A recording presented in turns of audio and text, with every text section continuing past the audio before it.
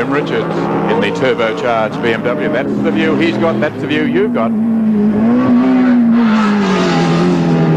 We turned the camera, he didn't turn the car. Don't go running out of your living room. Brian Thompson is just in front of him in the Mercedes-Benz, the Shepparton entry. Jim Richards, probably the smallest engine car in the race, turbocharged. And people think, well, the turbo should do better, but he's also up against turbos with much larger capacity, those Porsches, for instance. This is the more coming down the main straight. Brian Thompson has that Mercedes cracking today. He's really got it going. There's a puff of brake smoke from the white car just in front there. He goes inside the Mercedes, as does Jim Richards. Thompson went a bit wide there.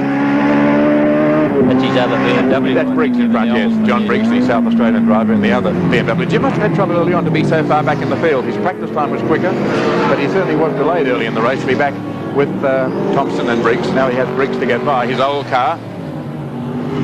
Nelson Piquet, there's Jim Richards still battling his way up through the field. Alan then retired, had a year out of it, came back and ran in the Porsche 935 last year for Alan Hamilton, won every race in Australia, ran a couple of events earlier this year for the Arrows team, and almost certainly will go back into Formula 1 next year, but needs a good result today in the Australian Grand Prix.